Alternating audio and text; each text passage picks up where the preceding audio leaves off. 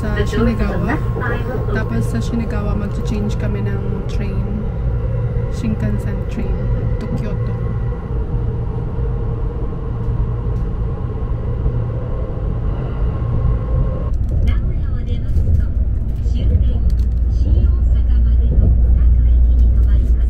We arrived in Kyoto and naka-check-in na rin kami. Dito kami sa Daiwa Roynet Hotels magstay. Malapit lang din siya sa Kyoto Station. Yung mga hotel na ini-stayan namin, laging malapit sa station kasi nga palipat-lipat kami kung saan kami nagpupunta. So, mas maganda na mas malapit sa station. I-room tour ko na agad kayo kasi pagkatapos, lalabas kami para mag-dinner na. So, ayan yung door pagpasok. Tapos, I think this is the... So, ayan yung toilet. Tapos, pagpasok, ayan. Dito yung sink, amenities. Yung mga hotel dito sa Japan, sobrang kompleto lagi sila ng amenities. And usually, hindi ako gumagamit ng mga shampoo, ng mga soap sa hotel. Pero dito sa Japan, ginagamit ko. Normally, nagdadala ko ng sarili ko. Pero dito sa Japan talaga, ginagamit ko kasi parang feeling ko magaganda talaga sila. So, ayan. And dito naman yung shower room. Merong bathtub and then yung shower. And yung shampoo and conditioner and body soap. Tapos, dito merong full-length mirror. And then here, yung bedroom.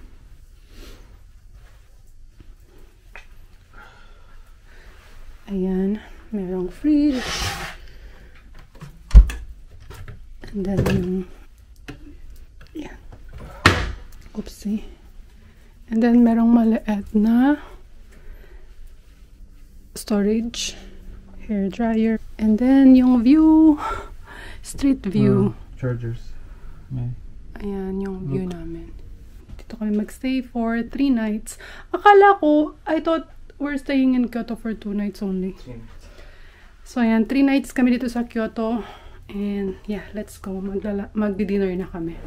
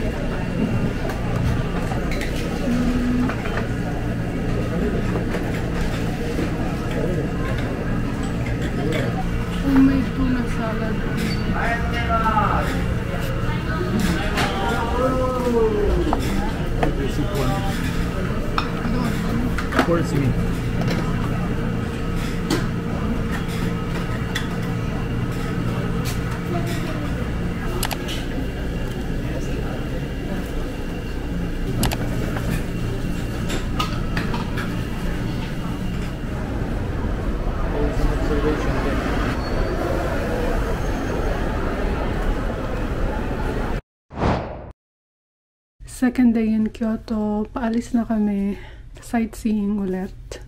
And isi-share ko na lang yung outfit ko habang naghihintay kay Damir. So yun, I'm just wearing a dress from Massimo Dutti. And then sandals from Hermes, bag from Loewe, and hair clips from Versace. Yan yung outfit ko for today. Tagal ni Damir, share nga rin niya yung outfit niya. Nasa taxi na kami, papunta ng Kinkakuji Temple.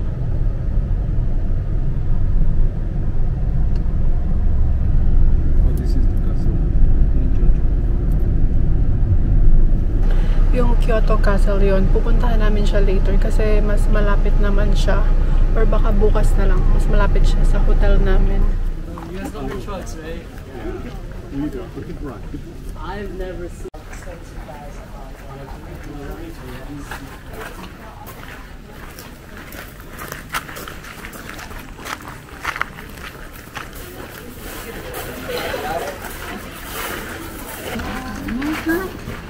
チケットありがとうございます。 Thank you.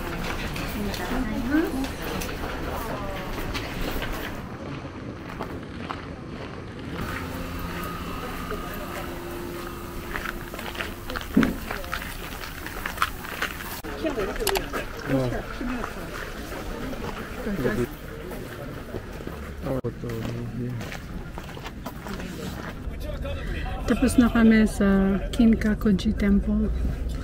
And then ngayon, pupunta na kami sa... What's the name of the second one? Kyoto Castle. Kyoto Castle. Nag-taxi na lang ulit kami kasi medyo malayo yung lalakarin. Thank you! Nandito na kami sa Kyoto Castle. Ang general admission is 1,300.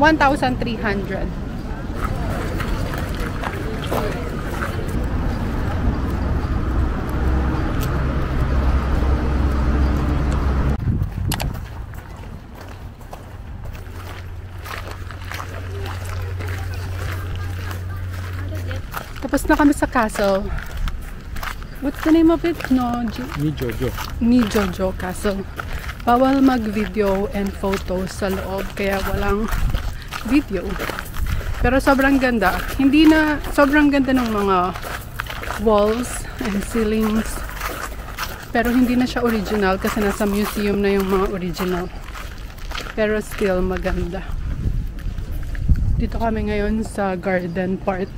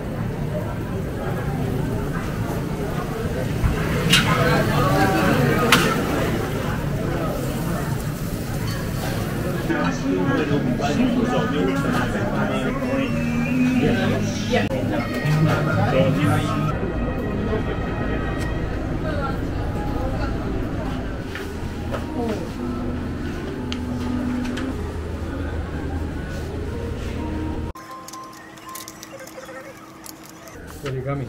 Oh, yes, Japanese origami. Origami. Yes. Beautiful. Complicated, very complicated. Beautiful, pretty. Thank you.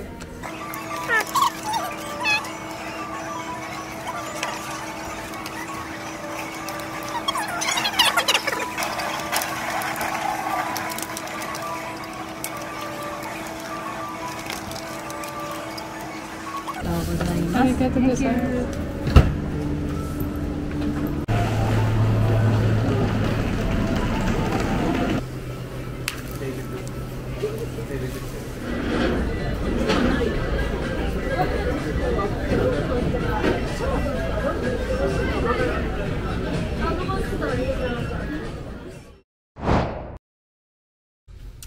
Third day in Kyoto. Hiwalay kami ni Damir today kasi meron siyang ibang activity. Nag-book siya ng samurai training. Sobrang obsessed talaga yun si Damir sa samurai, sa ninja, sa Japan, everything Japan. And ang activity ko naman today is shopping. Pero magagala-gala lang din around Kyoto, and let's see kung saan ako makakapunta. Na-miss din namin yung breakfast dito sa hotel kanina kasi sobrang antok kami. 10:30 na kami nagising. Kaya ayan, na-miss namin yung breakfast. So magbe-breakfast muna ako somewhere. Siguro coffee lang, ganun, or something. Sinusuot ko na pala yung amethyst na bracelet na nabili ko sa Kamakura.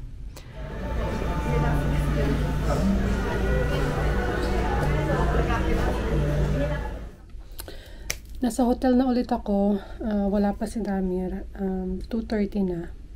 Nagpunta lang ako. Nag-breakfast ako sa Starbucks. And then, yung Yodobashi. Yodobashi ba to? Yodobashi. Yodobashi. Ayun, nagpunta rin ako doon. Actually, nagpunta kami dito nung first night namin dito sa Kyoto. May mga nabili na rin kami, katulad nung shaver na ginamit na rin ni Damir. Today, nagpunta ulit ako, pero hindi ko na napapakita kasi naka-ano sila, naka-ganyan, tax-free. Bumili lang ako ng mga ointment. Meron akong binili para sa dalawa kong pamangkin.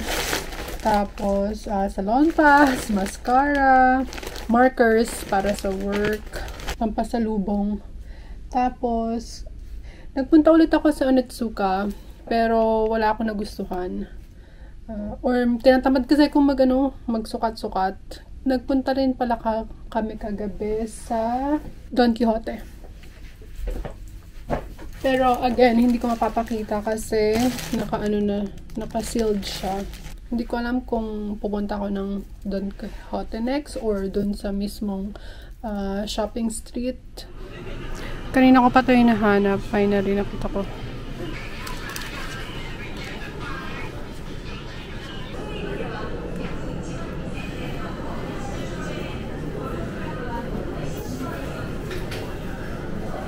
Pupunta dapat kami ng Kyoto Tower kaso biglang umulan.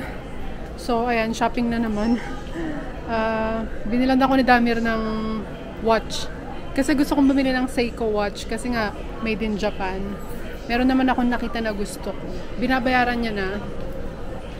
Bumalik na naman kami sa room namin sa hotel kasi umuulan. Lalabas ulit kami for dinner. And hindi na kami tumuloy sa Kyoto Tower kasi nga, umuulan. Baka, cloudy sa taas tas walang masyadong makita. Ito yung napili ko na Seiko watch.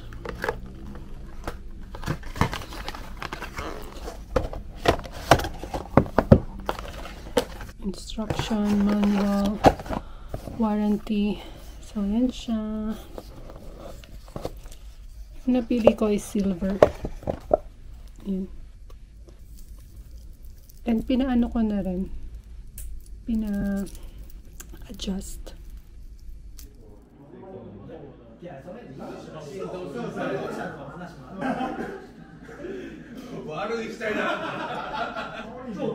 Feels like cheese.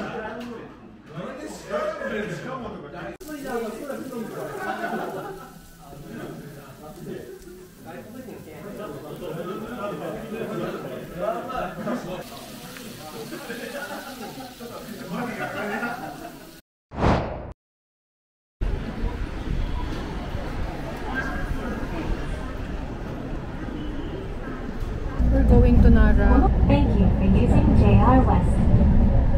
This is the Miyakoji Rapid Service, bound for Nara. After train from Kyoto, magbabas naman to Nara Park. Bus number 2. And then 250 yan yung bayad.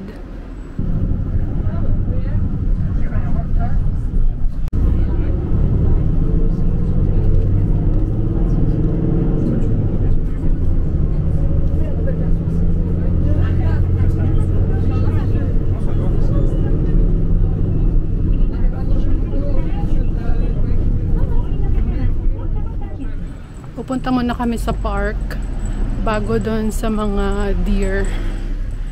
Well, park din naman yun. Pero may pupuntahan pa kaming ibang park na gustong puntahan ni Damir. Si Damir lagi yung naglilibot sa akin kasi is it your second time here in Nara?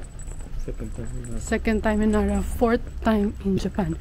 So siya lagi yung nag-guide. Lagi lang akong sumusunod. Kaya kapag nawala ako, I know what you're doing. hindi ko alam kung saan ako pupunta.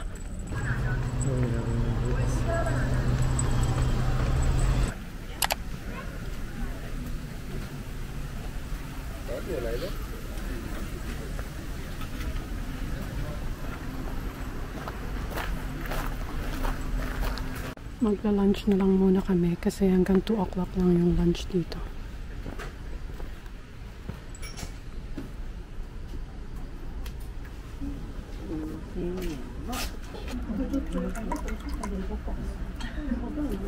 Keep over here. Arigato.